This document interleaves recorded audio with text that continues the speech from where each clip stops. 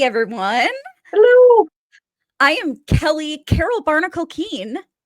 And I am Dawn, fighting and running and fighting, Glenn. Welcome to Cyborg Queen, or welcome back if you're already familiar with us. Normally, I would say welcome to Cyborg Queen Media and the Daryl Dixon podcast, which it still says on our background. But we're kind of changing things up a little bit. The Daryl Dixon podcast is still going to be up for those of you who are already subscribed to us. But at the time, as of the time that I post this episode, the new Cyborg Queen Media podcast should be up.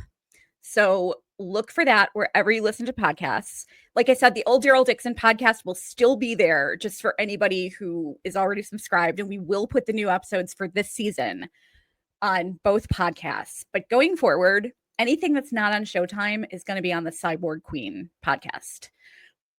So check that out, and also subscribe to the Antler Queens if you're a Yellow Jackets and or Dexter fan, because we're covering Dexter right now.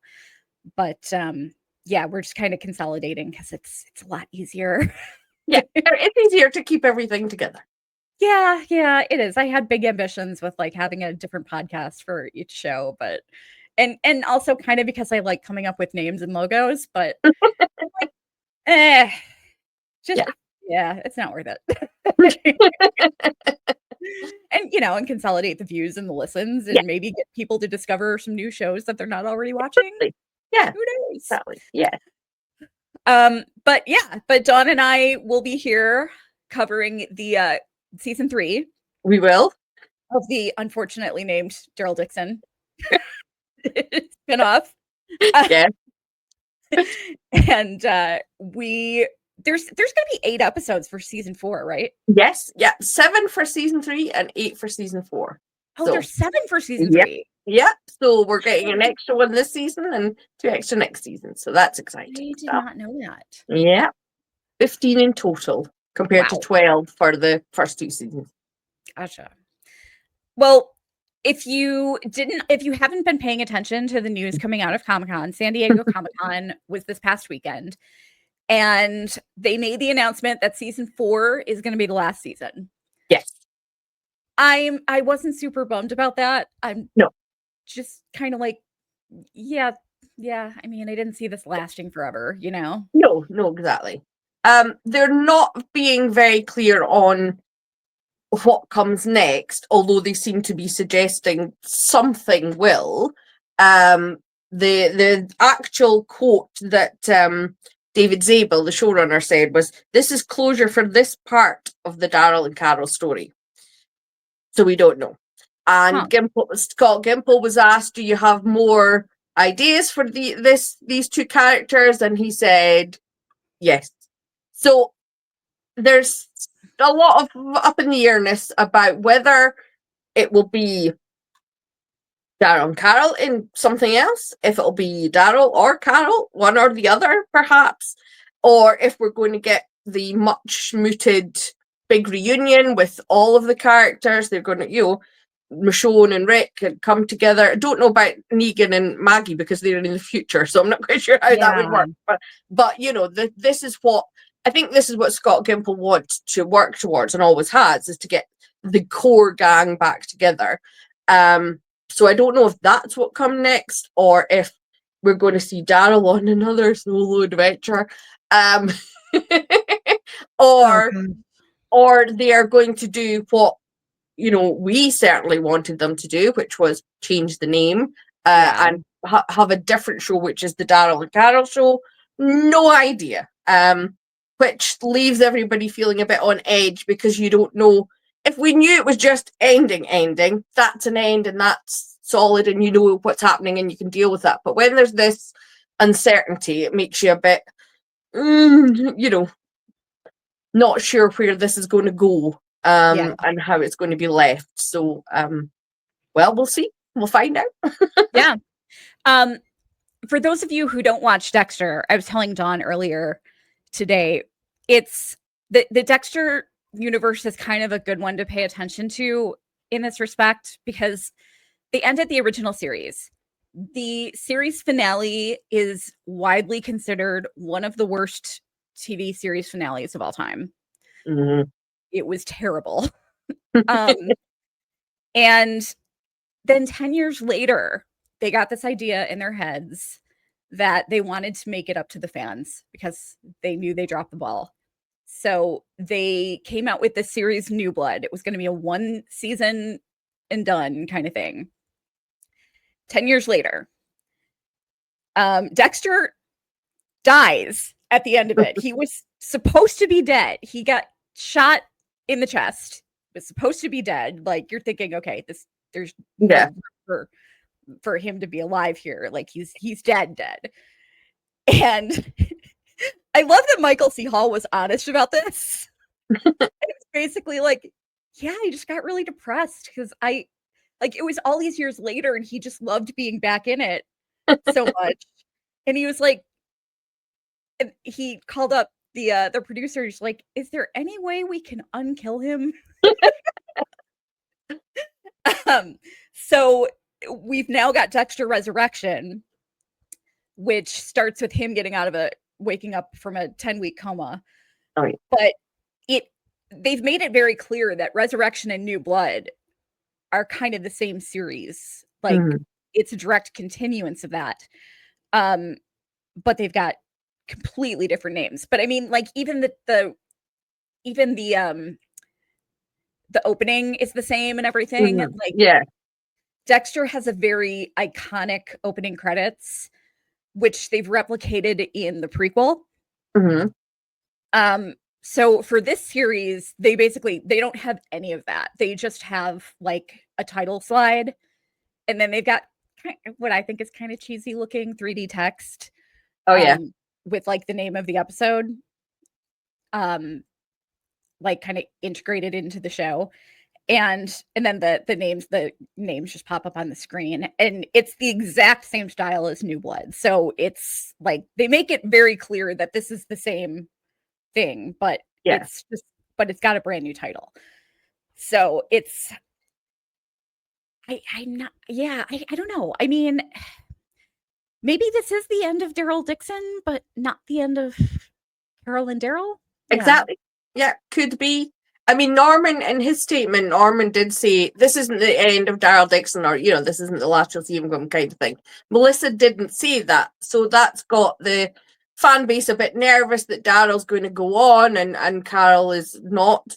Whatever that would mean, whether that would mean she dies or they're apart. And there was a quote as well where they were asked about, how would they cope if they ever lost each other? And Norman said something about, well, they'll never lose each other, which is that kind of thing that makes you think, he's saying we'll be separated, but we'll be together and because we're always connected, that kind of thing.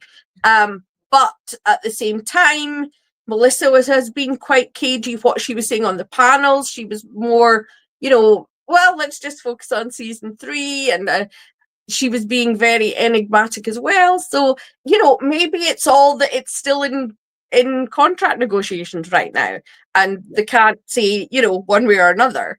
So I guess we've just got to wait and see. But it's I don't like this insecurity. I wish we'd had season 3 to just enjoy as it is, then be told, okay, season 4 will be the final one.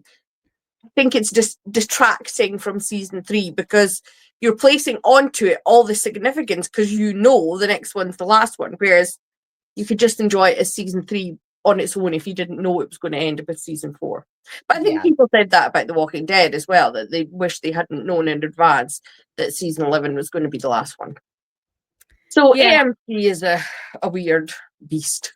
Yeah, there's a lot of stuff they could just be yanking our chain about too. I mean, I'm going to apologize right now. Have you seen the panel? No, because it's not going up yet. So it hasn't. Okay. Yeah, so only people who were in the room. I've seen clips, and that's as best as we can do at this point. Yeah. Okay, because I was gonna say I've been so freaking busy the past week. I didn't have a computer for a few days because my husband was in the process of rebuilding ours, and we're totally in Dexter mode on this end, and I've just been so busy that I'm so far behind on stuff, and I've seen very little from Comic-Con. Yeah. And it's been even tough to like catch up with what you guys have been saying about it. Yeah. And like what people on Twitter are saying about it. So you're probably going to be filling me in on a lot of stuff. That's okay. I'll fill you in as I fill the audience in. I am exhausted. Yeah. No, I tried to make time, to catch up on everything, but it was tough. No, I was suffering San Diego Comic-Con exhaustion without being in even the same continent. Yeah. Well, trying to keep up. It's impossible. I mean, obviously you were doing your own thing, but even those of us who were just watching San Diego Comic-Con stuff, there's so many different outlets releasing interviews and things at the same time. It's so hard to keep up with everything. So there will be interviews I haven't seen.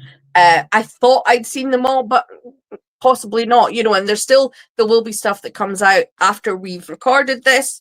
The full panel will come out, which might put a new spin on things. It's very hard when so much information comes out in one lump like this to try and keep up. So you're not you have nothing to apologize for. Yeah. Hopefully, maybe next year or the year after, maybe I'll be there myself. That would be fantastic. Love that. Well, as usual, we have a bunch of screenshots. Yes. So I'm just gonna bring up that's not what I want to do here. Hang on. Okay, so first of all, the date that we were given was September 7th, right? Yeah, that's right. I have not heard about the UK because we got Dead City later. The whole season had aired, and then we got it. Whereas last season we got Daryl Dixon the day after, so I'm hoping that'll continue, and I think I saw Spain will be getting it the day after it airs, or it might be South America. But anyway, 7th of September, so it's 6-7 weeks, something like that. Yeah. Something like that. And this shot is from the opening minutes of the first episode, which were released a few weeks ago online. I think it's the first 3 minutes were released, so we've seen this, so we know where this comes in it, and this is Daryl and Carol walking through London. Because as we last saw them, they were heading into the Channel Tunnel, which this is one of my pet peeves, but thankfully they sort of addressed it. Does not come out anywhere near London. Yeah. It comes out in Dover. And we do see them in the opening minutes walking through British countryside. We see them walking along the white cliffs of Dover and through the English countryside, eventually arriving here in London, which in a 28 years later, whichever film you're watching, it seems to be completely deserted of people. Yeah. And it looks like Daryl's still got his scarf on. Yes, he does. God, why? Carol, you're slacking. It's in Frenchness. I think it might go. I seem to recall we don't see it later on, so it might be just a French affectation, and he's got a whole new Spanish vibe shortly. I'm gonna need to like cosplay as Daryl for one of our episodes. Those suspenders, you want to. Yeah. I love all the shots of the decay, and I just think it's so cool. I do. I mean, the visuals they've got are really impressive, and they have manipulated the London skyline a little bit, but we'll let them off. Obviously, it's shorthand to go, this is London. Here's all the buildings from London in one shot. By the way, if anybody is actually listening to this, we really appreciate it. But this, of course, is a more visual episode because we are showing screenshots. Mm-hmm. But we will try to. We're going to be flipping through a lot of them. But the more important ones we'll try to kind of be more descriptive with. Yeah. But thank you if you're listening. If you would like to see all the screenshots we're using, feel free to check out our YouTube channel at YouTube Cyborg Queen Media. Or you can just watch the trailer and then you'll have the visuals in your mind. Exactly. Yeah. And I'll leave a link to the trailer in the show notes as well. Okay, so we've got Carol and Daryl fighting in the streets. In a London street. Yeah, we know it's a London street because they put a black cab in it. And they filmed that in Spain, so it's not anywhere near London. It appears to be that Daryl and Cara are fighting through this street to get into this building. We see Daryl sort of going, go, shouting go, and he's like holding walkers back. And this shot is Carol opening two sort of windows with metal frames on them. She's pushing them open, and behind her, Daryl is fighting off walkers, and there's like walkers sort of flooding into whatever this is, a corridor or something. But this is them obviously trying to find a place to stay for the night in London. It looks like a pretty tense situation. I mean, I don't know how Daryl gets out of this. No. It's kind of reminiscent of Rick's head exploding in The Ones Who Live. Like his head just exploded and completely healed itself in a split second. Yeah, I don't know. They're saying that London is completely deserted, but there's still plenty of walkers hanging about in this top-notch area of London. It looks very fancy area of London, with these wrought iron sort of I don't know if it's gates but they've got glass on them, so it's like a French window kind of thing opening up. And we know as well from other behind the scenes bit, it's got a balcony, and I don't know, maybe they're breaking into Buckingham Palace. I wouldn't put it past them. That would be kind of cool. Yeah. Was it Zombieland that went to the White House? Yes, it was. Okay. Yes. Yeah. I thought so. That was a great one. Yeah, I love that. You wouldn't you? And this is Stephen Merchant, right? Yes, this is Stephen Merchant.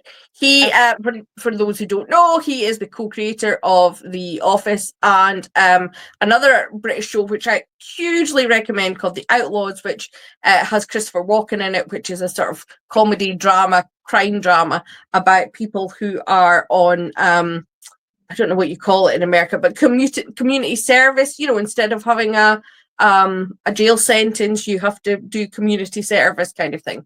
And it's a mix of people, including Christopher Walken in it. And he is a hugely talented writer, actor, and he always plays these same kind of roles. And here he is claiming to be the last man alive in England. I'm going to go on and on about this. How stupidly, what a bizarre, only an American could write that.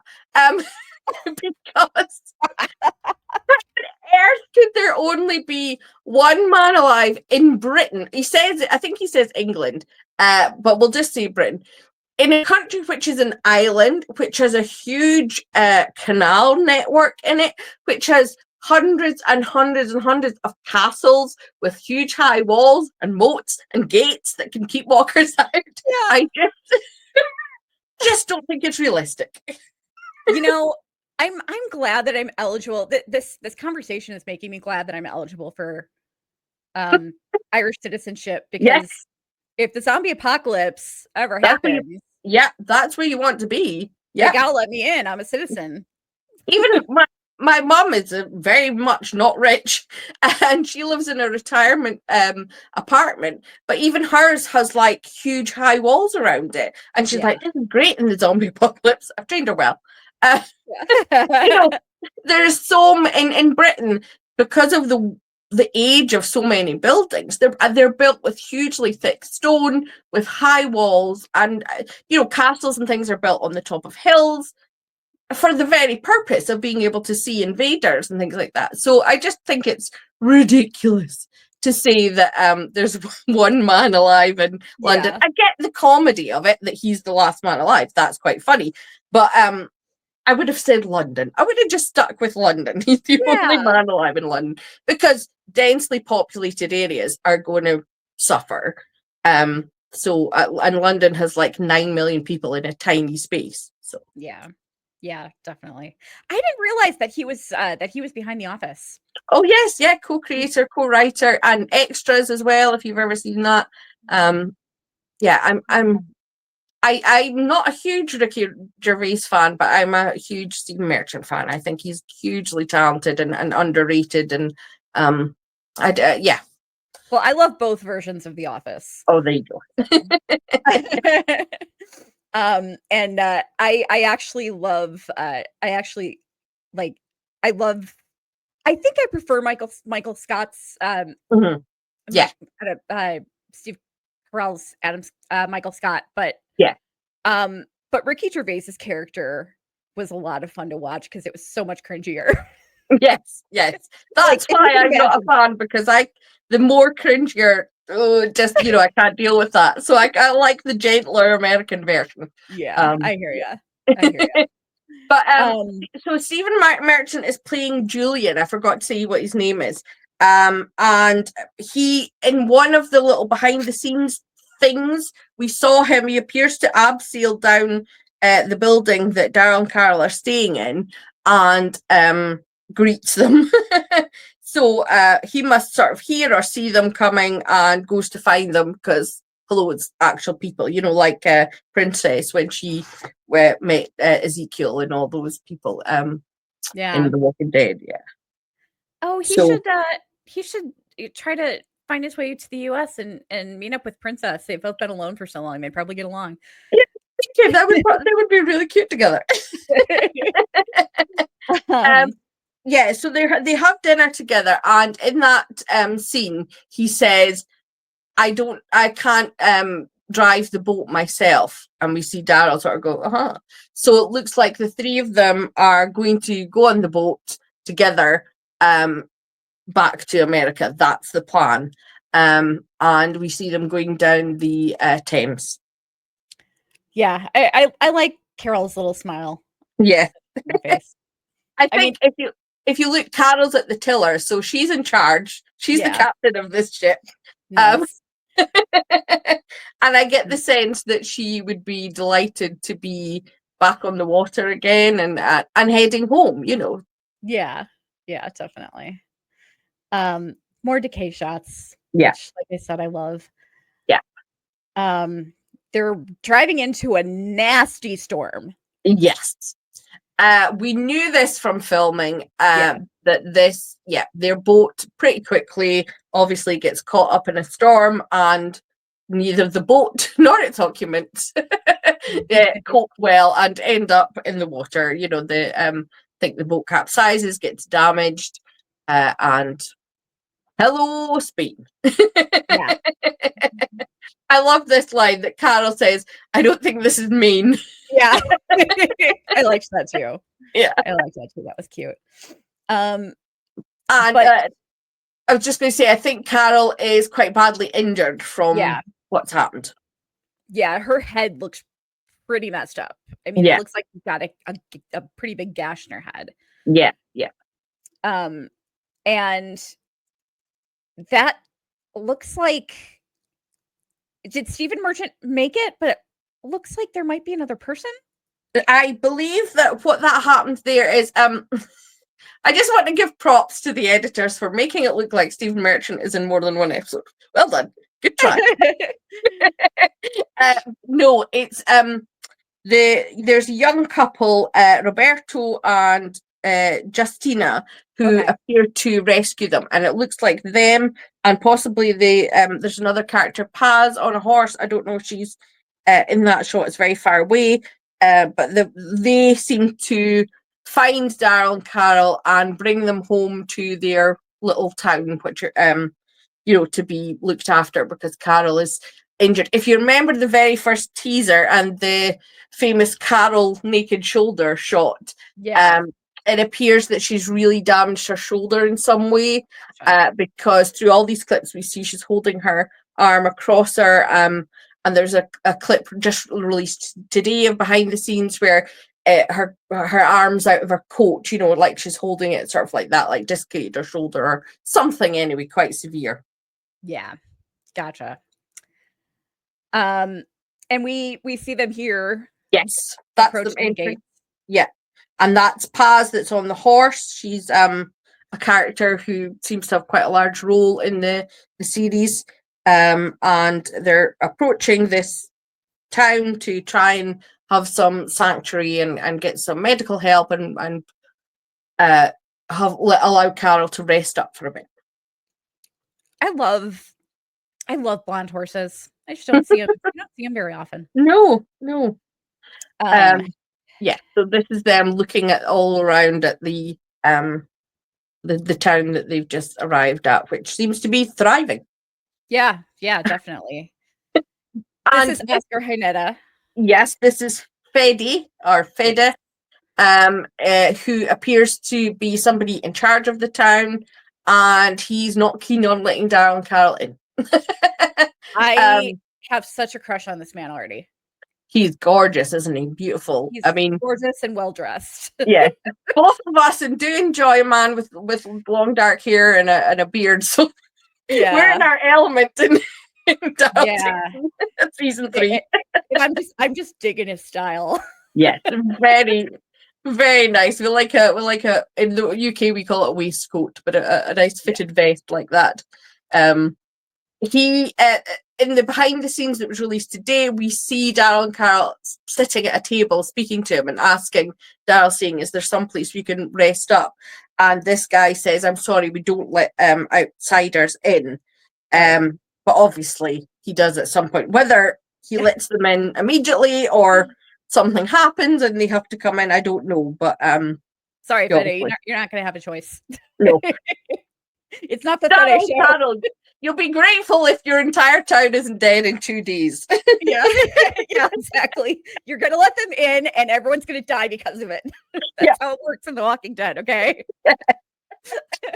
You let in the main characters and then everybody dies. So this looks like some type of celebration. Yes. There during filming we saw a lot of the photographs from this because obviously it was out in public, and there is this I can't remember what it's called unfortunately, but there is this Spanish celebration that involves burning of an effigy and lots of dancing and celebration. So that looks like what we're seeing here. So all the young girls have on their traditional clothes and there's lots of dancing and feasting. Gotcha. And all these big sort of pappy mashy heads. Yeah. I don't know. I've got a better there's a better photo there. It kind of looks like they're wearing variations of Guy Fawkes masks with big things on their heads, but then there are these giant heads that look like walker heads. Yeah.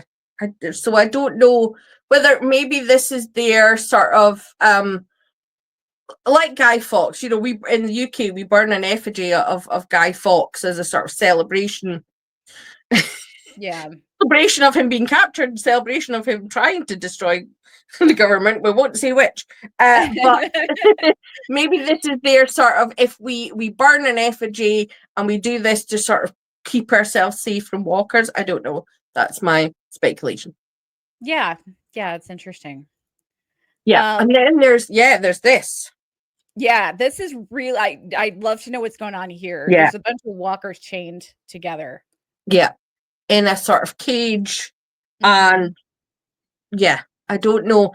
We see that guy with the beard, sort of close up, in a couple of shots. So I'm wondering if he's a relative of one of the main characters, and they've kept him there. You know, like we had in the Abbey, they'd kept the priest, or you know, if they've kept a walker of people they love sort of close by. Don't know.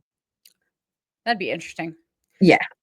This looks kind of nice. This banquet. Yeah. Lovely town square. Yeah. That looks kind of nice. You've got like a really nice setup with these long tables and it's going to go wrong, obviously, but yeah, for sure. It wouldn't be The Walking Dead if it did it. Yeah. Yes.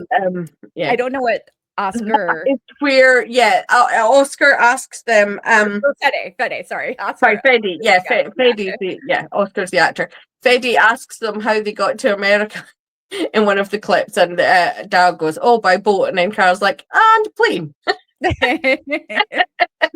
Yeah. So they're joining everybody. So they've obviously been allowed to stay enough that they're, eating with everyone. But I don't know if this is. I have to see if Carol's face to see the timeline. If this is later, if once Carol is healed up, this is them now sort of joining the town and being part of the celebrations. Yeah. I don't know. This was what I liked. Like they cut out a shot of Steve Merchant into that to make it look like he's at the dinner with them all. And I thought, oh bless them, they're trying to make it look like he survives. Yeah. Now this is kind of interesting. There's some kind of cavalry or something. Yeah. This is the people who I think they're calling primitive. Primitive is the word that is but in Spanish. And they're all wearing sort of skulls, and it's these people that we can see on the official poster for this season, which was on the building at San Diego. Carol and Daryl are attacking them rather than walkers, so I assume they're the bad guys in all of this. Yeah. That makes sense. And there's kind of a quick shot of like trucks coming in, and then it goes right to this parade here. Yeah. So is this supposed to be the next king that? Yes. Yeah. The next king of Spain is visiting and throwing, I don't know what, at the people to thank them for their service. Daryl and Carol. Damn, like, do they just add a new scar to Daryl's face every season? Yes. And this they said on the panels that this entire season takes place over 6 weeks. So my instinct is that we will have a bit of a time jump at the start of the season while Carol recovers. That they'll get some place to stay, and we'll see like 3 weeks later or something like that. Because you can see she's all healed up here. She's looking good. That makes sense. Yeah. They don't scar her beautiful face, and I don't blame them. Yeah. Yeah, exactly. Yeah. This King dude has some style too. He does. It's kind of military wear. It's kind of like a military. Yes, it's just a military dress, but it's stylish military dress. Yeah.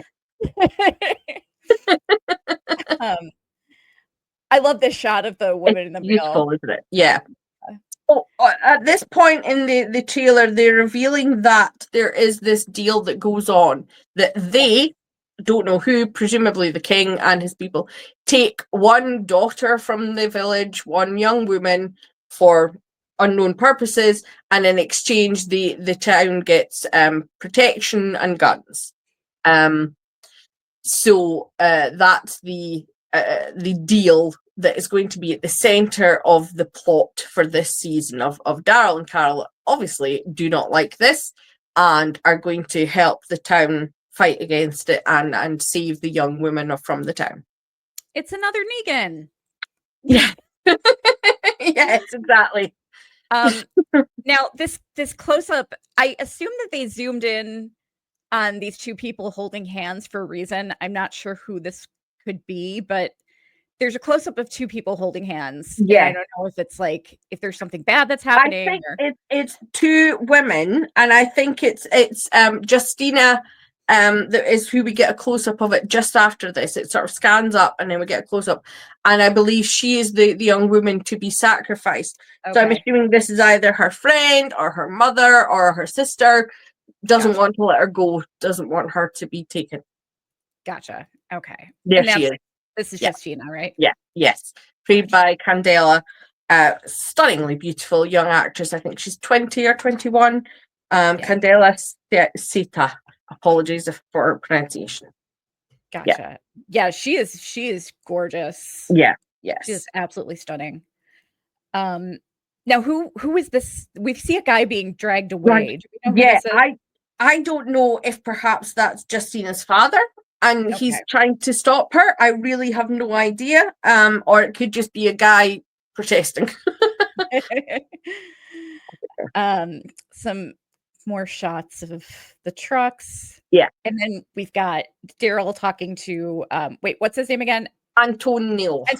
Yes. Yeah. Played by Eduardo Noriega. Yes.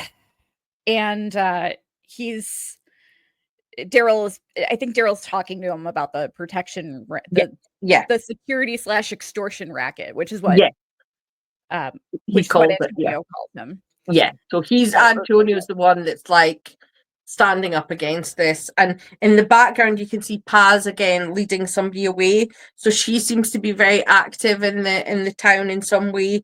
I don't know what she's doing, but she's obviously a very she's not a standby kind of person. She's someone who's very involved in things. So yeah. And then got a nighttime shot of basically another truck and Carol and Antonio kind of just watching. Yes. Another shot of Antonio and Daryl chatting, or a couple more shots, and you can see the big giant walker heads or whatever kind of heads there in the background. They actually remind me of Mad Balls. I don't know what that is. They were these like squishy. They're from like the 80s or 90s. They're like these squishy balls that were basically like monster heads. Oh yes, yeah. You know, you could just like they were kind of like sensory. You know, they were just squishy balls that we played with. I know what you mean. Yeah, and then so their face would go like all distorted when you squish it. I'm with you. Yeah. Yeah. So this is Daryl walking through the desert, struggling. Obviously, we see through all the different teasers put together. You can see that Daryl. It looks like this is episode 5 because the David Zabel spoke about episode 5 is the most like a Western. They've talked about how spaghetti Westerns are influencing this season, and they've said episode 5 is the one that is most like a Western film. And it appears to be Daryl goes to try and save Justina, and it involves riding through the desert. And this appears to be he's lost his bike. He's got his clothes tied around his head sort of to protect him from sunstroke, and he looks to be struggling here. And he's passing 2 skeletons. Now, someone else on Twitter, I completely have forgotten who, so I apologize if you're listening. But they made a great comment that they said that might be the sort of the position that Daryl and Carol wash up on the beach. So when he sees those skeletons, it's a reminder that they nearly died like that, which I thought was very interesting. Yeah, that would be really interesting. I was going to say I thought it was Daryl coming upon the last 2 remaining members of the Carol fandom. The last 2 remaining Carolers. That would be one of them. Would be me. Yeah. We've got more walkers in bondage here. Looks like. This one looks like it's wearing a big giant collar around its neck. Yeah. Have they escaped from Madame Genie's experiment? Right? Yeah, that's what I'm thinking. Man, that looks rough. I would not want to be stuck in the desert with no transportation. No.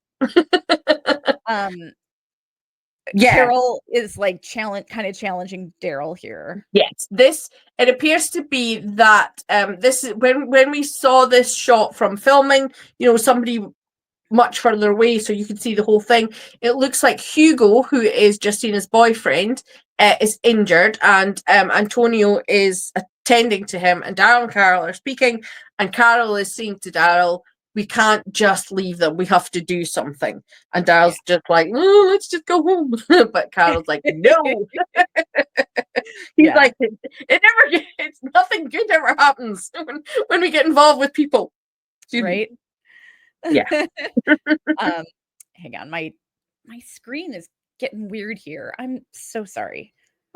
I actually kind of like the look on Daryl's face here. Yeah.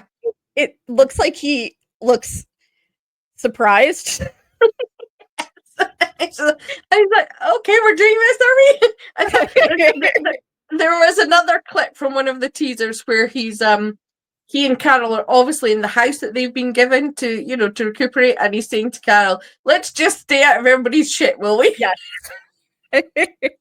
And Carol obviously went, maybe not. I love that. I love that so much. Yes. Yeah. I love when like I love when characters have like consistent idiosyncrasies. Yeah. That are like just brought up every once in a while. Like in Dexter's thing is he, like, despite the fact that he's in amazing shape and we never see him work out, he just eats junk food constantly. I love that. And he's always hungry. Cool. And with Carol, we have Klepto Carol. Yeah. I love that so much. So we've got some soldiers on horses here. We don't have that. It's not on the screen. We can't see what you're seeing on screen. Oh, I'm sorry. My gosh, what happened? It went away. Yeah, it went away. I don't know what happened. Sorry about that, everyone. Okay, here we go. There we go. Yeah. So we've got some soldiers and horses.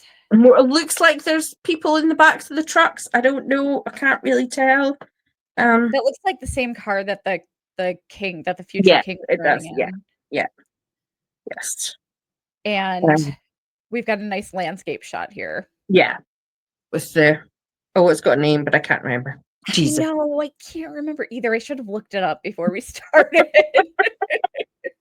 People watching this will be so annoyed because I was so annoyed when I watched a video and they didn't know the name of Tower Bridge. And I was like, oh, you fools. So I do apologize to our fans here who are like, how can you not know what it's called? Oh, I think it's the Temple of the Sacred Heart of Jesus. Oh, there we go. Yeah. That makes sense. And I'm not sure who Carol and Daryl are talking to here. Antonio. It's Antonio. It is. Yeah. So Daryl's asking for a map because Antonio's told them the next stop. They've taken Justina and she's going on a train. They've got some trains going. And the next stop will be Barcelona. So Daryl is obviously that's where he's hoping to intercept them, en route to there. And this is him asking for a map. And Carol's like, she doesn't look very convinced, but it's her idea. So, and it looks like Carol stays behind, and Daryl just goes on his own to try and save Justina. Yay! We love when Carol and Daryl are separated. Yay! Oh God! I mean, the whole point of this show is like they're always my favorite duo, and I just yes, it makes me mad to split up to see that kind of chemistry split up. Yeah, it's nothing to do with shipping. Even the whole point is you enjoy them as a duo, whatever their relationship is, and that you enjoy their interactions and them working. They're just the most badass duo. They're funny and they're lethal, and love the way they work together. So it sucks when it's got to be Daryl on his own, being the hero with some lovely young women by his side. So where does he get this bike from? I don't know, but there is a shot in something where you see a whole load of people on bikes ride into the town. Oh, that's right. I'm assuming he gets one from there. Yeah. Yeah, that would make sense. Yeah. Here we got a shot along some railroad tracks with someone on horseback in the front. That looks like it might be a bunch of walkers. It does, doesn't it? Yeah, I agree with you. It does look like a bunch of walkers. So there may be a purpose to this that I don't know what for. Yeah, I'm wondering if it's a walker army. Oh, they're ahead of the train. I can see in the very background. There's the train. Yeah. So I don't know if that's like protection. Yeah, like you say, walker army. Yeah. Very hard to tell. That's And not I going to don't. be good for anyone. No, not. And it looks like Daryl is maybe sitting above there looking down at it. Yeah, that's what I'm thinking. Yeah, and he's going to use that little gap in the. Oh, the it bridge. is. It is a walker army. Oh, there we go. Yeah. Yeah. So that's why they're in chains. Yeah, because they're being used. Yeah. Ooh, that's a little scary. Yeah. Yeah, they did. They really did insert Pepper and Stephen Merchant just in random spots here, huh? Yeah, they did. Bless them. Gosh. This looks like they're back on the beach. And I don't know what Daryl's getting ready to shoot. Maybe he's going fishing with a gun. Yeah, I'm not looks like sure. Carol's in the background. Yes, Carol's in the back. We get a tagline here. They fight for the living. Yeah. Because that's what, as clearly is going on, is that they're protecting other people. They're using their skills and knowledge that they have, their very particular set of skills, to help the people. And we're back to the dancing and the celebration. So a lot of this appears to be from episode 1 or possibly episode 2 of this big celebration in the town. That seems to be a big part of what's in the trailer. So we don't. Who knows what can come in between this and the episode 5 with all the train and the walkers. There's a big gap of plot there. So who knows what happens in between? Yeah, for sure. Doesn't this guy with Daryl here on this little beat up boat? Doesn't he kind of remind you a little bit of Ellis from? Yes, he does a bit. But that's Hugo. That's Justina's boyfriend. Okay. And he is the son of Antonio. Gotcha. So, but yeah, he does look a bit like him. Yeah, I was like, that looks like Cortian Moore. What yeah, he does. I mean, Cortian Moore looks black, and this guy doesn't look black. But he's tanned. That's yeah. I don't know if this possibly could be just after they've washed up, and this is how Roberto and Justina find them. But I'm not convinced it is, because I don't know. It looks like Roberto is deliberately in something in the front of the boat to hold them there like a boat. I don't know. I think this might come later, but that's and just because of the weather, I don't know. Total guesswork. Could be anything. I'm wondering if because Daryl is it's really not hard to drag a boat. I mean, I've done it. Yeah in the water. That kind of seems like it would make sense. Like he's trying to get them both out, and Daryl's up there like basically just keeping guard to take out any walkers as Roberto gets them to shore. Yeah, that makes sense to me. Yeah, we'll see what happens. And guys, they put in a special walker just for the carolers. We've got the barnacle walker. I can reach desperately out going, give me Carol! Give me Carol! and there we all are, clinging to this walker for dear life. We're clinging to Carol. I think it was on Twitter. I posted a gif of Tom Cruise from one of the Mission Impossible films. He's holding on the outside of a plane, and I'm like, this is me holding on to Carol. Yeah, not letting it go until I or they are dead. I'm just saying that. yeah. But see, I think that they should show this walker later on in the season to see if it still has the same amount of barnacles, or if there are fewer or large or more. And that will tell you if the Carol fandom is growing. How healthy we are. If we're thriving or not. Yeah. I have to say, one of the things I always liked about the idea about walkers is that they would be everywhere. They would be under the water because apparently they don't need to breathe. So and they'd be under the ground on the sand. Could you imagine they're like under the sand every time the tide comes in and out, and you're just walking along and a hand comes out or teeth come out. That's terrifying. Yeah. And I think they should make more of that they would literally, even if it's just the head and the body, like Bicycle Girl from the original series, something like that could just carry on. Yeah. Terrifying. Yeah, I'm sorry. I know that we've got Daryl here with his Morningstar. I know that a lot of people love this weapon, but I hate it. I kind of hate it. To be fair, this is not his Morningstar. Oh, it's not. He did an interview. It's an anchor. He's improvising, and he's picked up an anchor and is using it as a weapon. Because, so I don't know if I'm assuming he still has his Morningstar, but in this instance, that's not it. Yeah.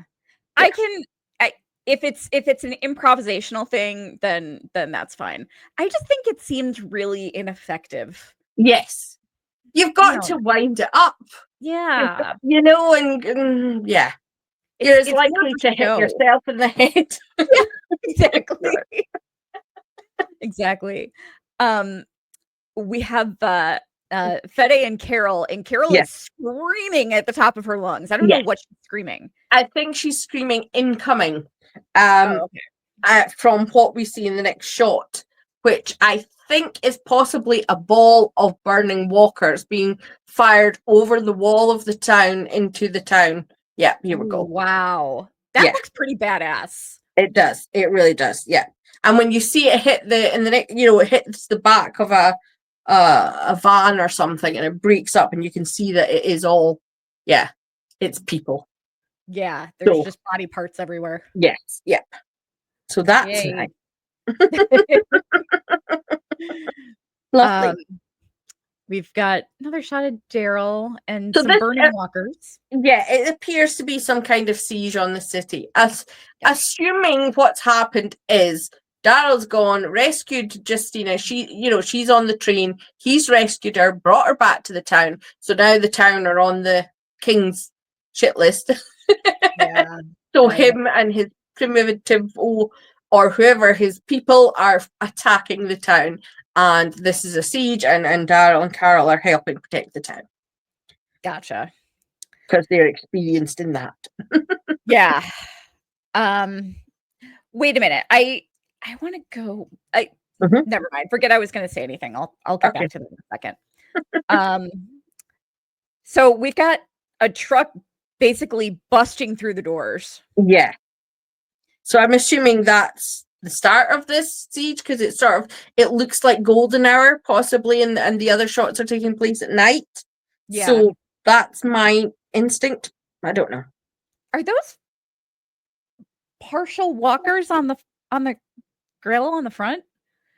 Oh, I did not look at that. Let me look and see. It looks like it. In case you're wondering why I keep looking down, I've got my tablet in front of me because my eyesight is so terrible I can't see the screen of what Kelly is showing. So I'm having to look at it on my own tablet. Oh yeah, it does. Yeah, it does possibly. Yeah, which is lovely. Yeah, nice. Interesting. Yeah. Then we've got a bunch of people running in through the doors. Yes. That looks kind of terrifying. Carol protecting. Carol looks. I love this shot of Carol. She looks so great here.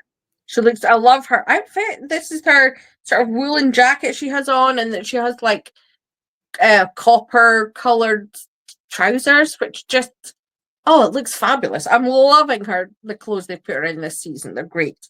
And poor Melissa McBride must have just been sweltering in that jacket. Yeah. I feel so sorry for her because they tend to sort of wear the same amount of clothing through the season. And, they're filming from the height of summer in Spain to the dead of winter. And poor Melissa, who feels heat clearly and cold, is having to wear the same clothes in every season. She must suffer terribly. Oh, God, seriously. Do we know who this guy is? Nope, unnamed Spanish man. Okay. Gotcha. Oh, okay. Yes. There appears to be what, you would call a leper colony. Yes. In this, which always a delight as disabled people. Yeah. To see the disabled people thrown out into the wilderness to live, roughly all together out in the wild. Yeah. We as disabled people love to see it. Yeah, absolutely. Especially like, me as an American right now. Yes, exactly. Yeah. But if there's one thing that The Walking Dead has always been known for being better than anybody at, it's effects. Yeah. I'm sorry. This does not look good to me. No. This looks like, I mean, I've seen a million of those like rubber masks. Yeah, it does just look like it, doesn't it? Yeah, it looks exactly like one of those like full head rubber masks that you buy, or vinyl masks or whatever. Yeah. It's really odd. But the interesting thing though about lepers is like they could be mistaken for walkers.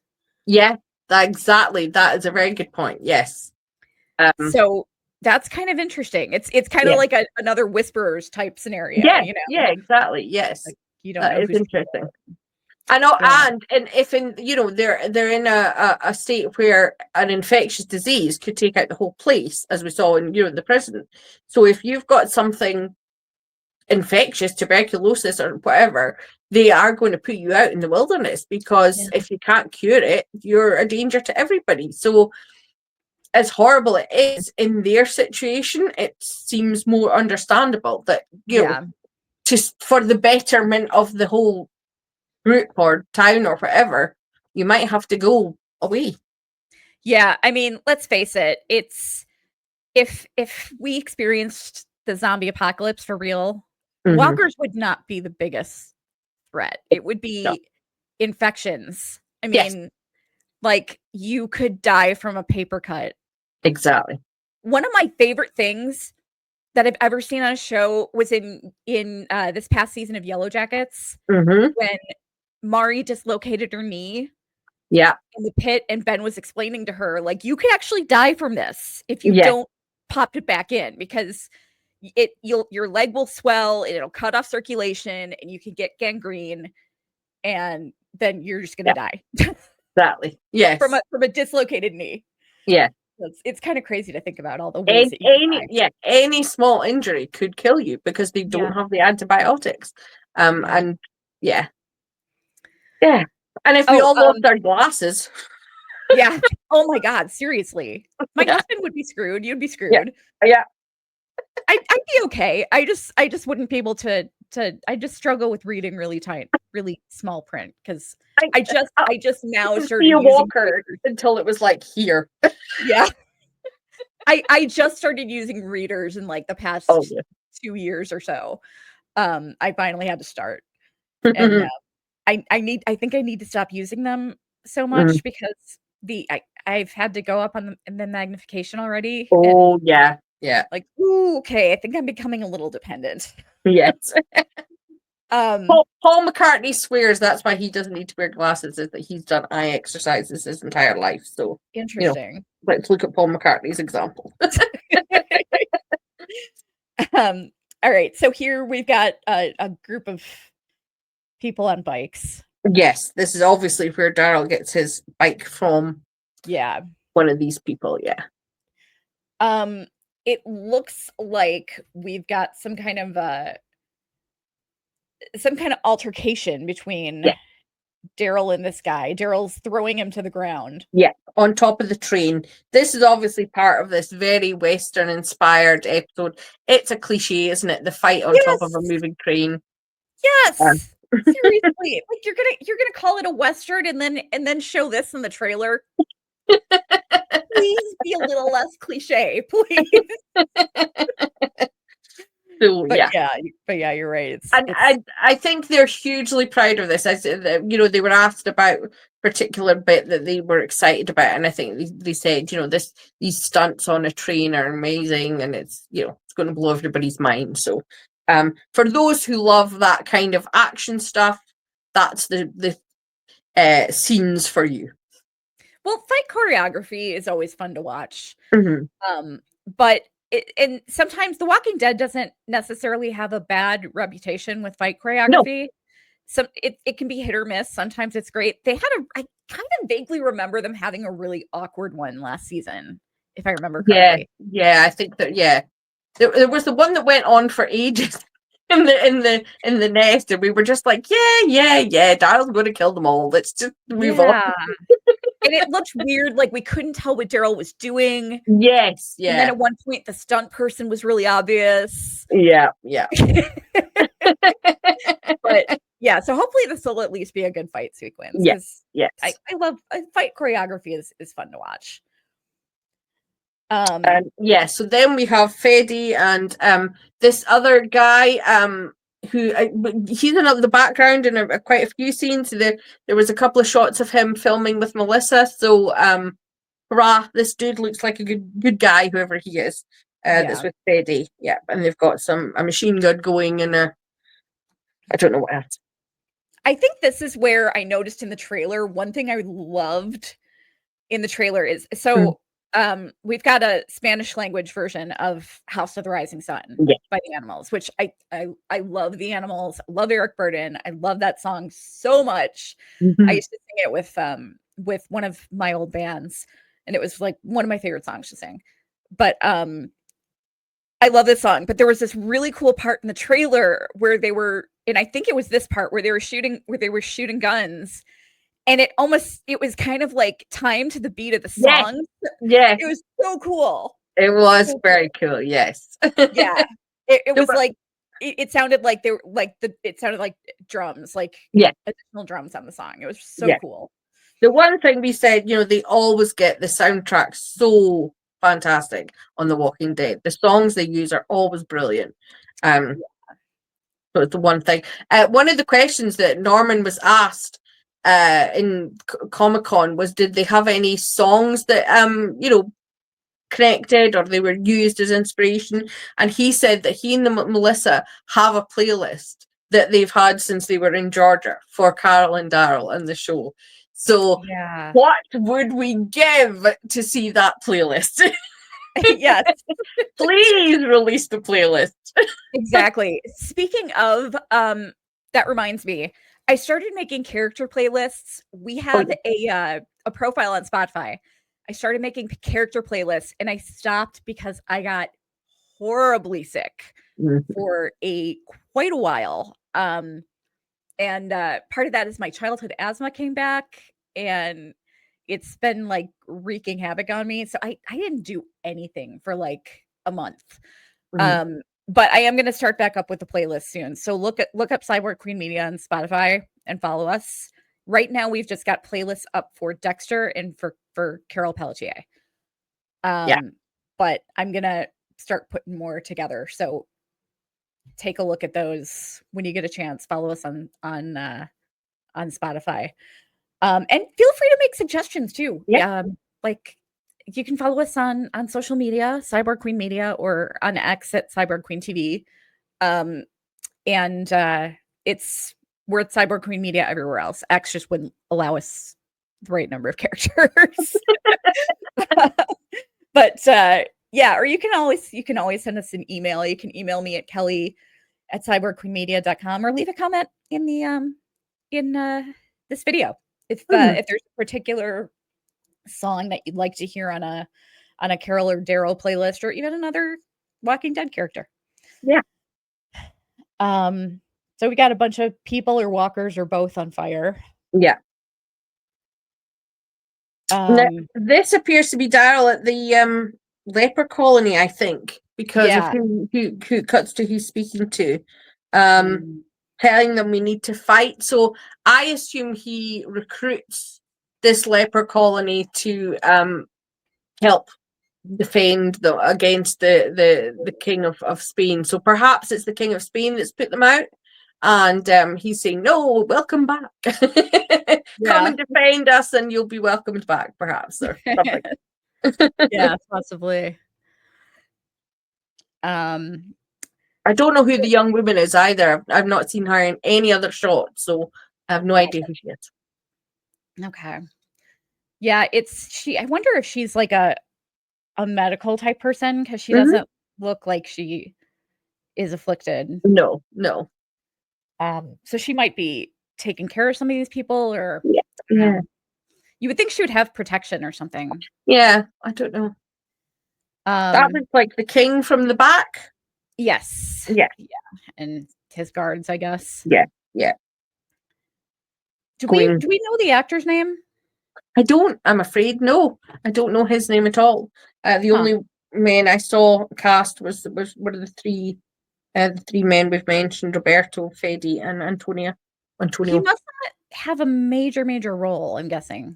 No, maybe not. Maybe he doesn't have a lot of dialogue. Maybe he's just, just visuals. Yeah. That is Paz doing some fantastic, I don't know if it's a whip, is it her belt? But some violence anyway. Look forward to seeing her. She looks awesome and badass. And she looks like it might be a whip. Yeah, she helps Daryl save Justina. Gotcha. Okay. Some more fighting going on. Yeah. Back to the celebrations and the big bonfire. Yeah, it looks like there's an effigy. Yeah. Being set on fire there. And now the controversial moment. So yeah, we've got Carol and Eduardo. Yeah. Not sitting in a tree, but KISSING. Yes. So this is a big topic of discussion and was discussed several times at Comic-Con, and Melissa was being very sort of funny about it the way she does. And she's like, oh no, he's really soft spoken. She's short-sighted. She's got to get really close to him to speak to him. That's all that's going on. Right, Carol. She has said that Carol is curious about him. That's the word she's used. That he seems to be living a very public life and he seems to have everything together, kind of thing. Yeah. Possibly that he is further down the land of the road of grief than she is, because I believe we're going to see flashbacks to him at the start of the turn when he lost his wife. As you can see, he's wearing a wedding ring there, because in Spain you wear your wedding ring on your right hand. And we think he lost his wife, possibly another child, I don't know, at the turn, and has seems to be healthier in his grief than Carol has been. But I will say about this for any carolers watching, on Twitter, our friend Sarah Rowan put together this and the moment, the same moment, but it's a slightly different extended version of it in another teaser. She put them together, and when you see it together, you can see that Carol doesn't exactly look thrilled. She looks a bit sort of shocked and a bit sort of, she frowns very slightly and moves her head back a little. So it's possible that this is a surprise to her, that it wasn't initiated by her, and perhaps is not reciprocated by her. Whether it is or not, but that's what we'll see for the moment. It's she doesn't really look like she's all that into it. No, she definitely doesn't. When we think about when she kissed Zeke and whatever, she had her hands on their face, and facially she had a softer look, and this looks like she's being kissed rather than she is kissing. I mean, good for her. He's a good-looking man. He is a good-looking man, and more than one person has pointed out on the X Twitter, there is a little bit of a similarity to Daryl. They've both got the suspenders, they've both got the long dark hair and the facial hair and a bit of a scar. Yeah, he's got like his entire skin around his right eye is entire. It looks like a giant burn mark. Yeah, he looks like he's been burnt. Yeah, which I think is probably going to be part of his flashback that we'll see. So I would assume that they would at least let us know how that happens, probably. Yeah. We've got Daryl here in a Guy Fawkes mask. Yeah. Now we have looked at the scene. I have looked really closely at the scene where he is here at the theatre, and there is a theatre performance going on in the next shot. Whether it is actual walkers or actual humans, can't tell. Yeah. Yeah, I think it's humans. I think so, but I could be wrong. Actually, it's not really. I was calling it a Guy Fawkes mask, but it's really not, because it's like the mustache is different and the goatee isn't there. Oh yeah, it does, but it does. It could be. So it's like, it's kind of like it almost looks like an owl trying to look like Guy Fawkes. I don't know. If anyone is an expert in the Spanish, whatever this, is Comedia dell'arte or whatever it is, the Spanish version of, I don't know. If anybody knows, I'd love to know more about it and the sort of characters that are in it. Obviously, Daryl is masked as one of them. Why he's trying to get into this, who knows? But obviously, he's in disguise and doesn't want to be seen. So, I'm assuming we can still tell it's him. Yes. That the hair is a dead giveaway. But I'm assuming this is perhaps entertainment for the king, and he's slipping in there. But that's just my guess. Okay. Yeah. And this is what we were trying to figure out earlier. Yeah. Are these walkers, or are they people pretending to be walkers? Yeah. It's very my instinct is people, because as I said to Kelly before we recorded, they've got makeup on. Yeah. They want to get close to a walker. But it could be that they've had makeup on for a while. I really don't know. Yeah, no, that would be tough. Yeah. That would be tough to put makeup on a walker's face like that. But yeah, I don't know how they'd manage that. Of course, we saw a really handy trick back in The Walking Dead season 3 with Milton putting duct tape around his arm, and they never showed anybody ever doing that again. No, because we ran out of duct tape. Yeah, because and then nobody would ever die too. They got shut away for killing people. They've all got to have little holes in their common sense so that it continue to be dangerous. Otherwise, it would just be too. Oh yeah. You go out with a leather neck thing, a leather arms, and leather ankles, and you're fine, and nobody's going to kill you. But we can't. Yeah. I've got there's this game that I've been playing. It's kind of like a choose your own adventure story. Oh yes. And it's called Zombie Exodus. Oh, okay. It's really fun, and I feel free to sponsor us. What's that? I said, feel free to sponsor us. Yes, exactly. One of the cool things is like you can wear you can choose to like change your clothes at any time, and one of the options you have is a football helmet. Like, we should see more people walking around in helmets, like that's absolutely a great idea. Yeah. Daryl, all these years on his motorbike, never going, hey, you know what would be good? It's a motorbike helmet. Yeah, exactly. Got another shot of Daryl here. It looks like he's in the town where staying. Yeah, I think that actually might be the leper colony, because it looks like that sort of more out in the sticks, out in the desert. But yeah. I love this shot so much. This guy looks so badass. Remember, this was what we analysed when the first teaser came out. Yes. We were trying to read the Spanish behind him. And we decided it was like karaoke, Spanish karaoke and dancing. Spanish karaoke bar. And this guy's really excited to be doing karaoke. He's really excited for karaoke night. He can't wait. Yeah. No, this guy looks straight out of Mad Max. He does. It's very Mad Max, isn't it? Yeah. I do like his weapon though. That looks really cool. That would be a good one to. Yeah. I love this guy. I assume he's probably going to be in like one scene and then die. Yeah, probably. But I mean, they had to show him because he just looks so badass. Yes. And then I don't know if this is actually the same guy. Maybe it is. But this is who Daryl seems to be having a jousting tournament with in the desert. Yeah. Reasons why I assume will come clear. Or they might not.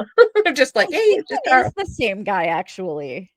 Yeah. Yeah. Yeah, it's the same bike. Yeah. Yeah, I think it is the same dude. Yeah. He's just got a rifle up there. I don't know where he stashed his other thing that he was waving around. That looks like is that the whip that No, it's no, I should have written down the name of it. It's a very specific kind of rifle, which is almost like a flick knife. So you go like that and it clicks into place. They talked about it on one of the interviews and Norman was very excited about that one. Interesting. Okay. Yeah. So there's a lot of these sort of old style, fascinating weapons, interesting weapons, different things, which is cool. Yeah. Yeah, that's definitely the same guy. Yeah. So they're just like jousting? It looks like it. It looks like they're jousting and I don't know why. I don't know. No. Maybe Daryl has to take out anybody who rides a bike because he's got to collect them all. He can be the only biker in Spain. I'm the only biker in town. Thank you very much. Yes. They're big enough for the both of us. Yes. We've got Carol talking to Eduardo here. Antonio, yeah. Antonio, yes. I keep calling them by the actor name. I know.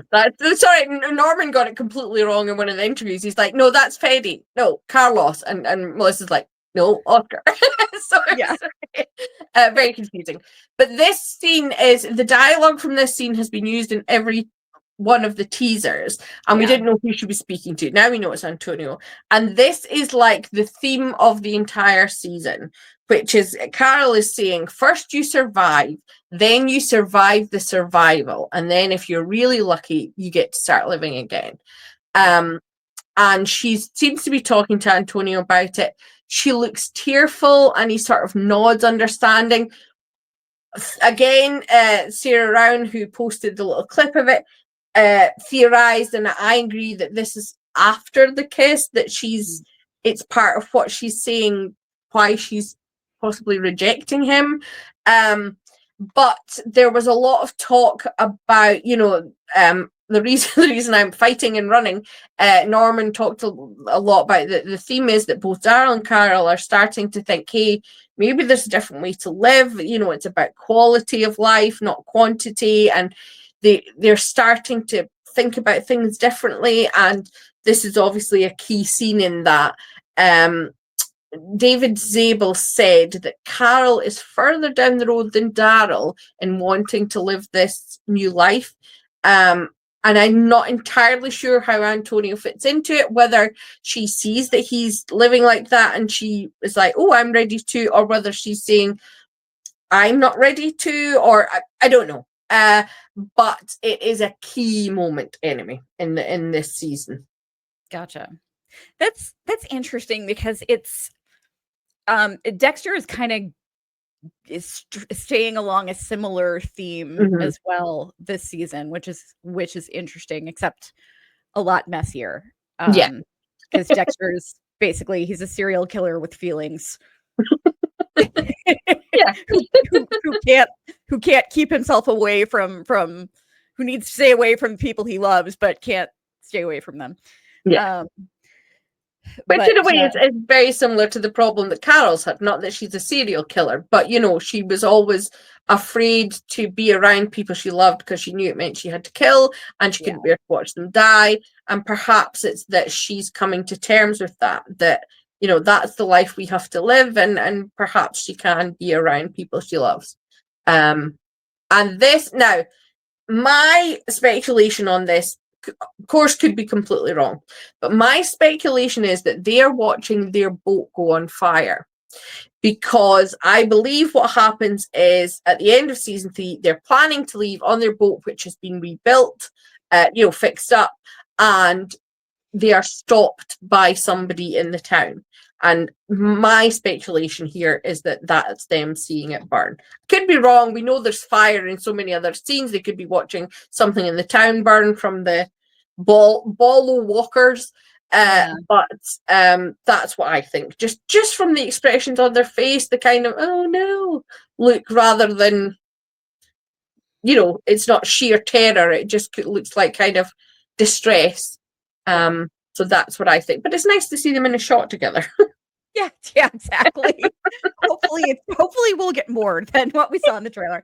I included the title slide because I just think the image is cool. It's like just a bunch of arrows in the ground. I think that's super cool. Yes. And then I also took, hang on just 1 second here. I grabbed a couple of images from there have been a bunch of Behind the Deads, but I've missed most of them because I just haven't watched a Dead City. This one. And when I heard everyone complaining about it, I kind of lost my interest in watching it. I had originally considered covering it, and I'm just like, unfortunately, it doesn't. There's the pants I was talking about. I'm very excited about Carol in those pants. I like the color. It's a nice color. I included this shot because I always love to see. I always like looking at the what are they called? I can't remember the boards. The clapper boards. The clapper boards. Yes. Yes. It looks like.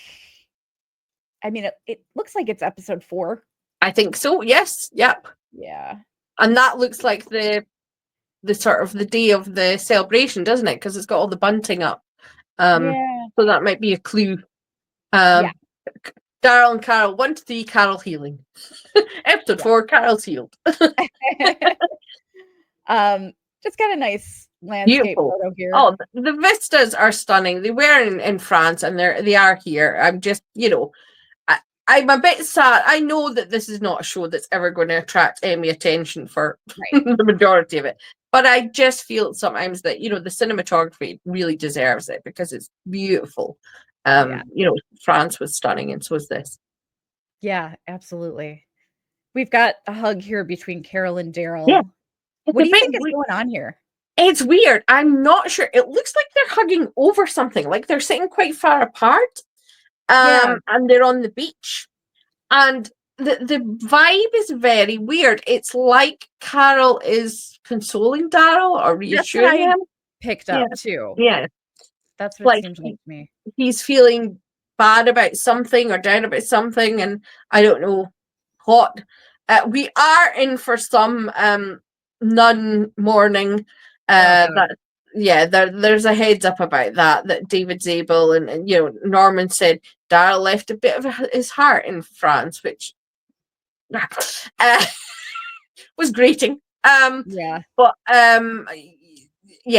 Zabel's spoken about it quite a few times that Daryl's carrying this, grief or whatever. And that may be why Carol is further down this trajectory, as he said, than Daryl, is that Daryl is still perhaps stuck on what went on in France, and Carol has moved on from what she dealt with saying goodbye to Sophia, and she's sort of dealt with her grief, and perhaps Daryl hasn't yet. Yeah, which is kind of weird because Daryl's lost a lot of people. Yeah, exactly. Yeah, and he's known this nun, a couple of months at most. But we also saw how poorly he dealt with Rick's quote unquote death. Yeah, exactly. He did not deal well with it at all. I mean, he straight up took off and lived in the woods. Yeah, for 6 years. Guy does not deal well with loss. No, he doesn't. So I don't know. When we see it, I'm sorry, I'm saying I don't know a lot. When we see the episodes, hopefully it'll be clear whether it's a love type grief or whether it's grief and guilt mixed in with it, and whether it's to do with Laurent and all that stuff, or what happened in France, that big thing. And, you know, there's a lot of things that happened that could be what's sticking with Daryl. I really, really, really hope they address the fact that Carol showed up and he seemed completely unbothered. No. I really want Daryl to, and not in a shippy way, not even in a shippy way, just as your best friend who has miraculously appeared from the other side of the world. Yeah. I just want him to talk about that, and I really hope that's one of the things they've said, you know, that they always wanted to address, was to have the characters in the spin-off. They've got the time to have these conversations, and I really hope that's one of them. And in the way that Norman Reedus talked about the reunion scene, it's like what he thought about it and what the character was thinking. Yeah. Were two completely opposite things. Yeah. Which is very strange. Yeah. Like, it's the only time Norman Reedus straight up got choked up talking about it. Yeah, it was very emotional. Yeah. He's, you know, the only person, the one person in the world he needed. Yeah. And she was right there. Yeah. We did not get that. Just didn't seem to give a fuck. From the moment he saw her and he ran into her arms, yes, but then after that, no. Yeah. So that's frustrating. Yeah. Very strange. I wanted to include this shot because it looks like he's walking with a cane, which I just thought was interesting. Yes, he does. He comes out onto the balcony with a cane. That's right. He does have a cane. So I'm wondering if he's injured. Yeah. An old war wound. Maybe he got in the turn, or maybe he's ex-military or something. That would be interesting. Oh, yeah. And sorry, audio listeners, we're talking about Fede here. Fede, yeah. I keep forgetting we have listeners too. But yeah, this is just a behind the scenes. These are some behind the scenes shots. Yeah. Here. This was another scene that was in the behind the scenes thing of them first getting into town, it looks like. In town, yeah, and Daryl. It's really a lot of people really love this scene that Daryl and Carol walk into town, and immediately Fede comes out and all his guards pull their guns, and Daryl immediately is sort of holding onto Carol's arm and pointing his gun at Fede like, no, this, you know, we love protective Daryl. Yeah. Well, I mean, you know, anybody who tries to take a shot at Carol, they're going to go down. They've got to fight the weather, remember? Yeah, exactly. Daryl will fight the weather. Yes, he will fight. He will fight Mother Nature for Carol. And we've got another shot of Fede here, saying, "Welcome to Solaz Del Mar." So I guess that's the name of the town. Yeah, I didn't write it down because I was like, I'll just butcher that pronunciation. And we just got a behind the scenes shot of Oscar Hynetta. Yes. Here. He was speaking to camera. It's so nice that they're putting a little bit of a focus on, you know, the other characters as well in these behind the scenes. I think there's 6 has come out now. I don't know if we're going to get one every week until it airs. I've no idea, but I'm here for it if it does. Yeah, this is the scene I'm speaking about with you can see there that Fede is standing with his cane. He's leaning on his cane, and Carol is sitting at the table, and next to her, when the shot turns around, you'll see next to her is Yasmin Othman, who plays Donna Marga, who is a wonderful actress who has been completely engaged with the fandom throughout. So we love her. Thank you, if you're watching, Yasmin, for engaging with the audience and just being such a sweet person. I believe she is Fede's mother. She plays Fede's mother. Gotcha. Okay. Yeah, she seems really sweet. Yeah, and this is Daryl asking if they can have a place to stay for Carol to rest up, and Fede saying, "No, we don't take people in here." And then we see Justina stands up, obviously to defend them and say, "No, we can't let them go." This shot where we see Carol sitting at the table, next to her is Yasmin as Donna Marga, and that's Justina standing up and out to her father and saying, hey, that's, we've got to look after them. She's the Carol, or she's the Judith. I've been thinking about it a lot, and I suspect she's going to remind Daryl of Judith, who Judith will become as she gets older and becomes a young woman. I think he's going to get Judith vibes from Justina. So, nice. Yeah, that looks interesting. Yeah. I mean, we always as viewers, we always look at these people who don't accept visitors or don't accept stragglers, strangers as being, as being mean. But in reality, that's kind of what you would have to do. Yeah. Because even if you've got some perfectly well-meaning people showing up at your door who are perfectly lovely, they could have people after them that aren't so nice. Exactly. And if they've heard on the grapevine, what's that you say about 2 Americans turned up at an abbey and everybody was dead? Yeah, no, in fact, 1 American and everybody was dead within a day. Yes. Yes. First down the street is, you're dangerous. Keep away. Yeah. I mean, if somebody, if we were in a zombie apocalypse and someone showed up that bore a slight resemblance to Rick Grimes or Daryl Dixon, probably sorry, buddy, you got to go because nobody's home. I want to live, and I don't think you're gonna kill me, but I think I'm gonna die just being around you. Yes. Never taken handsome men. Yes. Yeah. Oh, the dear. Women don't seem to have that effect. The female characters don't. No, they don't. But Daryl and Rick just seem, death seems to follow them like a bad smell. Yes. And Rick is there. If Rick is there for longer than 2 seconds, he automatically becomes the leader. Yeah, of course. And then everybody dies. Yeah. I think, this is obviously a little bit what they're doing. Melissa in one of the interviews said that Daryl and Carol's arrival does sort of upset the status quo, which we knew they would.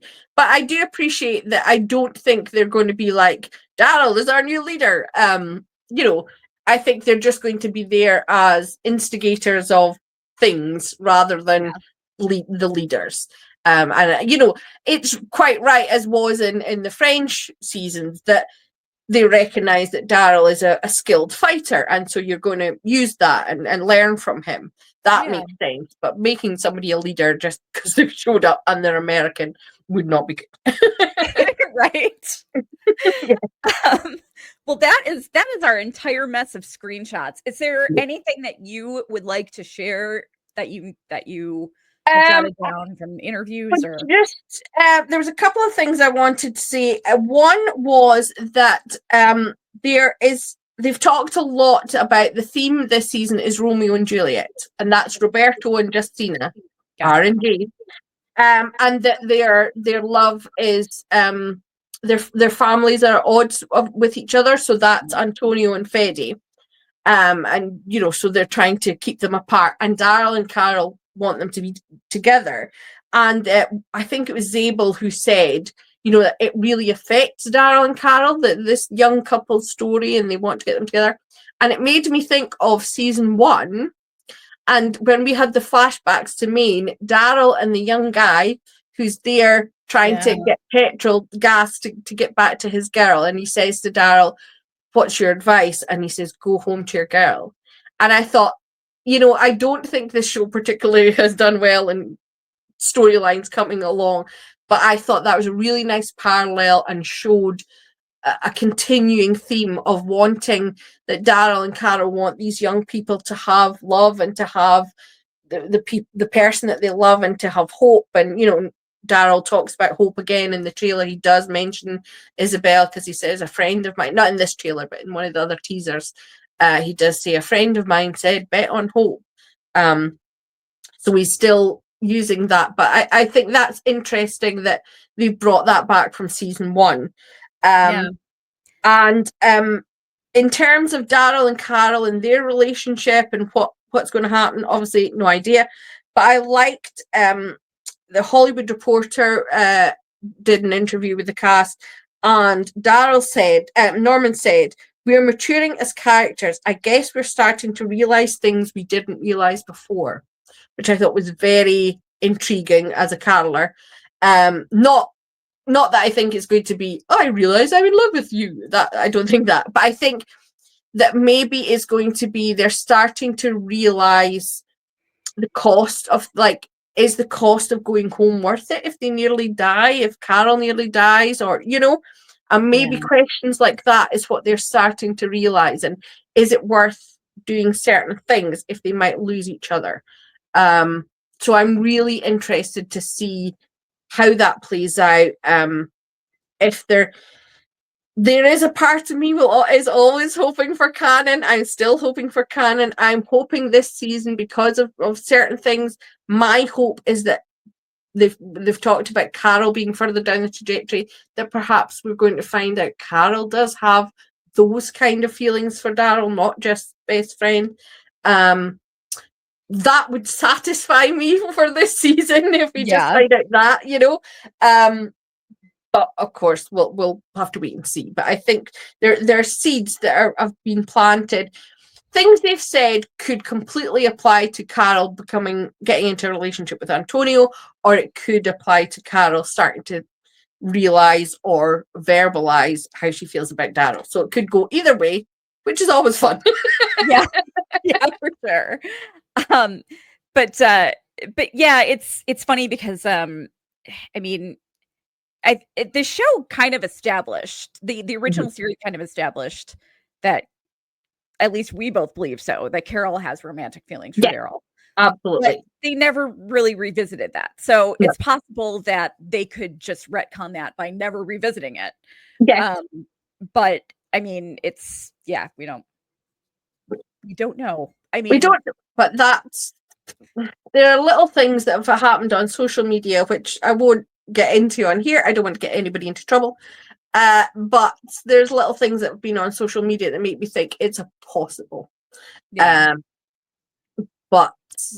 again, could be completely wrong, and it's all to do with Antonio, and Carol has found the love of her life, Antonio. I don't think so. I think they're talking a lot about Carol finding something new, exploring something new. Melissa's used that phrase a few times, and she's explored that with Ezekiel. She had a happy relationship with him for a long time. So I don't know if we can say that that's something new. But I don't know. I just don't think that, regardless of what happens with those two, I don't see them being split up in the end. It doesn't make sense for their characters at all. No. And it would just be exactly the same ending as they had in The Walking Dead, which Norman Reedus has said explicitly he did not like. Carol staying at Commonwealth and Daryl going off. So I truly hope that isn't how they end up. I really hope they're together, whatever it is, together going back to France, going back to America, together staying in Spain, together doing something completely different. I hope that they stay together. Yeah, I do too. And as for the future, I mean, I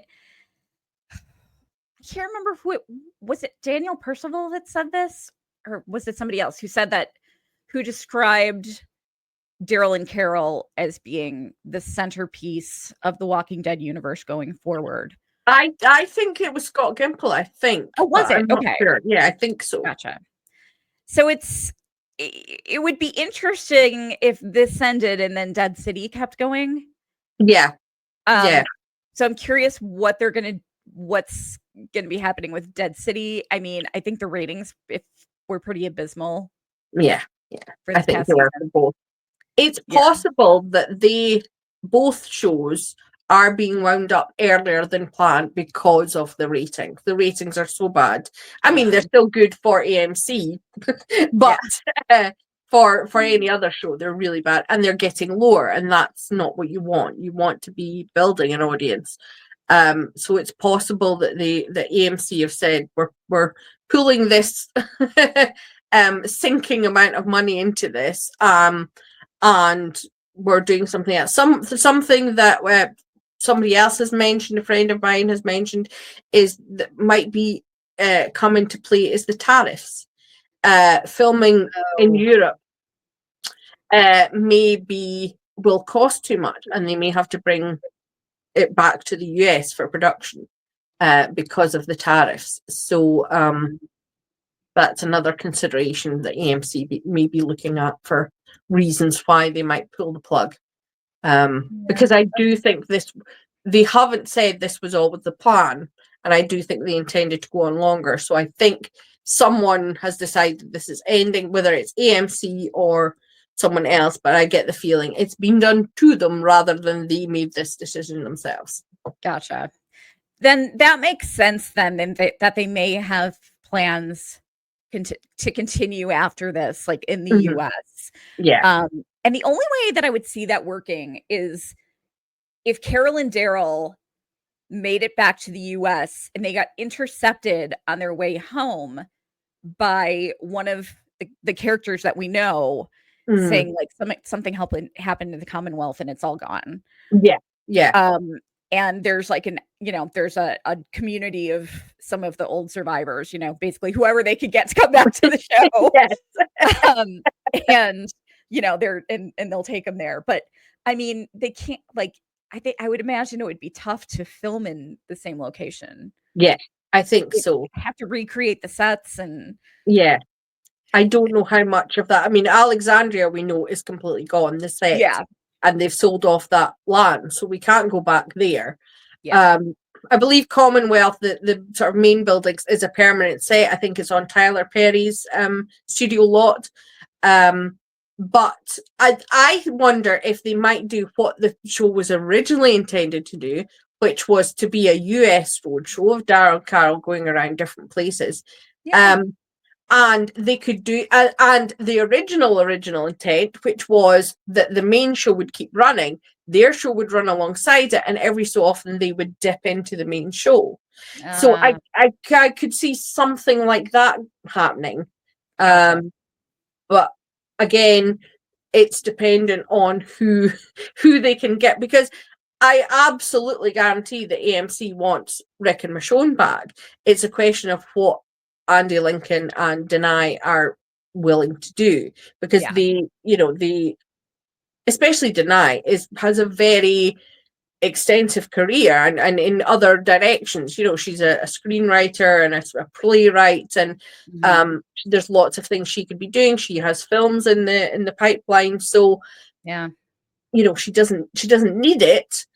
So I would think that it would be based on what they are willing to commit to, whether they'll commit to a film or like that, the odd episode. They could have, I could see it like it be a series, but like one episode's Rick and Michonne, one episode's Negan and Maggie, one episode's Aaron, one episode's Gabriel, and then at the very end they're all together, kind of thing, for 2 episodes or something like that. The only thing that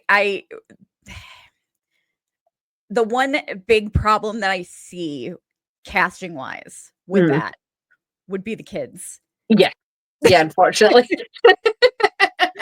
Yeah, they don't. I mean, we're like, I don't know what year we're in approximately in Daryl and Carol's universe, but it's definitely not 2025. No. I mean, they're still pretty far back. Yeah.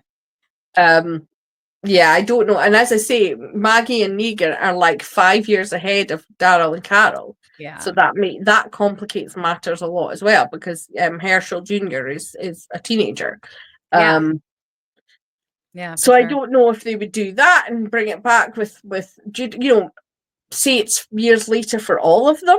I don't know, and there's some new threat happens that they all have to get together for, because where we left Rick and Michonne was a very happy life, because the Commonwealth was now a force for good, and they had all these resources that could be used for good. So it's a bit difficult to then take all that away and say something terrible is happening again, and they the Avengers need to reunite. And like, if one of, between Andy and Denai, if if they could get one of them back, but not the other, and there's only one Grimes left. That would be tragic. That would, yeah. I just can't imagine they would do that. They know the fans would loathe that.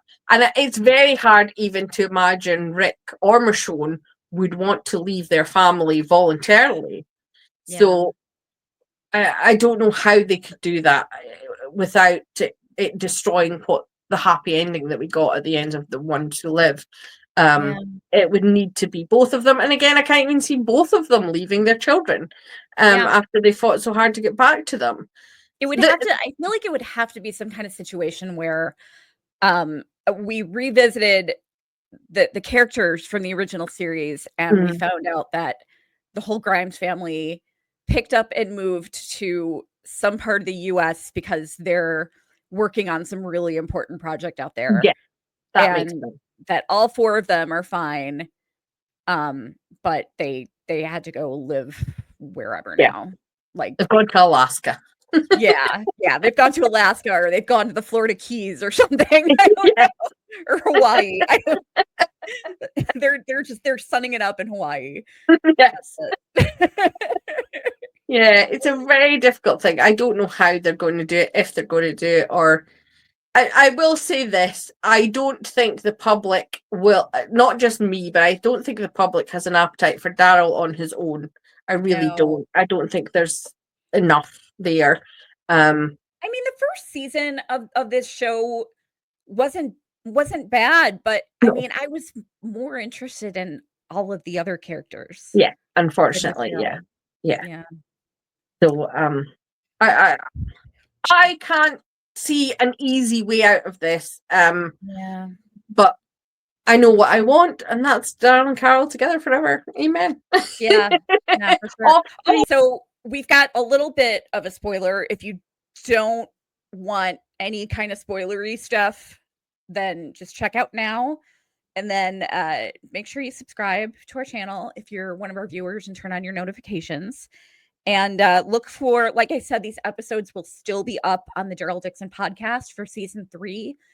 But we are kind of transitioning over to the new Cyborg Queen Media podcast. So ideally, we would love everybody to go follow that one, to go, follow that podcast instead. But this will still be here if you're somebody who, tends to forget about that stuff a lot, like I do.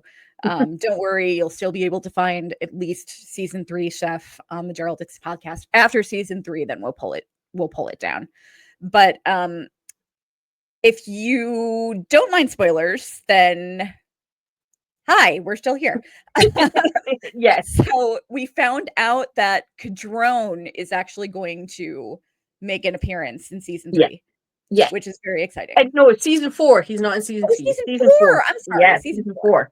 Yeah. Okay. He will be showing up in Spain with the woman who killed his brother. I think her name was Mariela or something like that. Anyway, Mariela. Yeah, it's something like that. Something like that. The woman who robbed Daryl and beat him up and left him for dead. And Cadrone. How they're coming to get together when she killed Cadrone's brother, no idea. How they find Daryl in Spain, no idea. But they are filming in Spain. It isn't a flashback. It isn't a dream sequence. They are there. So that's fascinating. I almost wonder if he's gonna find her and then make her help him find Daryl to see if he's okay, because he feels bad that he tried to kill him in the finale. Yeah. He was high. That could be it, yeah. And I'm wondering if she stole Daryl's things. Does she have Daryl's vest with the wings on it? And is that how Daryl's going to return to American Daryl? She's going to return his stuff to him, and he's going to get his vest back, and we'll see the Daryl. That would be interesting. But it is really curious that those two are going to be linked together somehow. So we'll see what happens. But we're happy about it because Romain Levy, who plays Cadrone, is the nicest guy ever, and he's such a big fan of Daryl and Carol, and we just adore him. So and he's easy on the eye for many of viewers. So yeah, he became a really good character too. Yeah, he did. He really did. He's a great actor. I really liked his character a lot. And it's so funny because he's very like, I mean, the character is you know, is layered and interesting, but like he kind of you know, he's also he's kind of not in a bad way, but like the character comes across as very like stoic and almost monotone. And Romaine is not like that at all. I mean, if you see interviews with him, I mean, he's just a giant goofball. The interviews they did before season 2 with him and Eric, who played Falou, they were just a couple of grinning guys. It's just so sweet. It was very nice to see. So I definitely will look forward to him doing press and things. That'll be wonderful. I wish he was going to have Falou with him. Yes, that's what I wish. I wish it was Falou. Who's lost his girlfriend. He can bring his girlfriend. She was fabulous as well. We didn't get enough of her. She just came out of nowhere. We're like, who's this amazing woman? But well, you know, it's Falou. I mean, you know. maybe they're going to return to America with their own little posse of people. That would be quite cool. Yeah, that would be cool. Falou and Cadrone, and too bad Pigeon Man died. But maybe they'll find Zazu. Maybe Zazu will find them all the way in Spain. Yes. Maybe that's kind of how this new whatever it is will start. We'll see if a pigeon land at the Commonwealth and Rick opens up and it's like, oh, it's got a note on its leg. It's from Daryl. Yeah. Why does it say au revoir? And why does this pigeon seem so exhausted? It's crying out for water. I've never seen a pigeon do that. It's a walker pigeon. Yeah, it just flew all the way from France nonstop. Yeah, nonstop. Yeah, didn't even stop in Greenland. Yeah, exactly. My gosh. Oh dear. And then and the way that that Zazu finds them is he sees Laurent. That's what it is. Laurent. He recognizes Laurent and he's like, hang on. I know that kid. I heard something about them going to the US. I must be in the right place. Yeah. I can go take a little bird bath and make a nest now. Hey, I've just thought, if whatever we get after this show, if you can bring Ash back, we're all for that. Yeah. Yeah, we would like a whole series centered about Ash. That would work for me. Thanks. Yeah. Also, if you could maybe, I mean, Sneak was doing great in her career, but you know, if you could maybe find a way to bring Sasha back from the dead, that would be that would be lovely too. She was my second favorite. Yeah, mine too. I loved Sasha. Loved her so much. I loved her too. But yeah, so I guess that's all for us. Yes, for the moment. If we start getting inundated with more stuff, with more teasers or news, then we'll definitely get together and do a new episode. But so we are a little more than a month out. At some point, Dawn and Jazz and I are going to be revisiting the old Buffy series. Yay! Which we're excited about. I love that we're all Buffy shippers. Yeah. But we're going to be doing that at some point, but we don't know when. Probably after this. We've got a string of 3 shows that are all running into each other, between Dexter, Alien Earth, and Walking Dead. So, but we've got lots of stuff coming up. Like I said, we're covering Dexter right now on both the channel and the Antler Queens podcast. We're thinking of changing the title to the Antler Queens and the Bay Harbor Bitches, but I'm not sure. I'm not sure yet, because Dexter was the Bay Harbor Butcher. But lots of stuff coming up. We're hopefully gonna at some point be doing a retrospective podcast about the TV show The Magicians. And From just started filming a few weeks ago. Yes. Yeah. we do know season 4 of Yellow Jackets is coming, but we don't have any news on that yet. But yeah, lots of stuff. Welcome to Derry is starting in, I believe, October. So we're gonna have, and or no, December, I think. I don't know, it's something around. And then I imagine that that's probably gonna finish right close to the time that From season 4 starts. Yeah. So we're gonna be. I like it. We're gonna be, after we get Dexter and Alien Earth out of the way. We're gonna have like a nice, consistent period of time where we've got one show in the works, and then we'll be able to, cover that plus like a retroactive, and it'll all be good stuff. But I just want to point out that Cyborg Queen Media wasn't always Cyborg Queen. It started with just the Antler Queens in March of 2022, I believe. So we've been going a little over 3 years. But with COVID and with the strikes and everything, TV had so many setbacks. And so, I mean, seasons have been so far apart. Yeah. And it's funny because I celebrated the fact that that I finally had the same co-host for a whole season of Yellow Jackets. And then of course you joined us at the end. Yeah. But we're like, you've been my co-host on this for like, this is going into our 3rd season now. I know, I can't believe it. That's so cool. When did this start? Like 2023? Yeah, 2023, right? Yeah. Okay. Yeah, that's crazy to me. Like, it's I couldn't even, get through one season with the same no fault of my own. But I just would lose.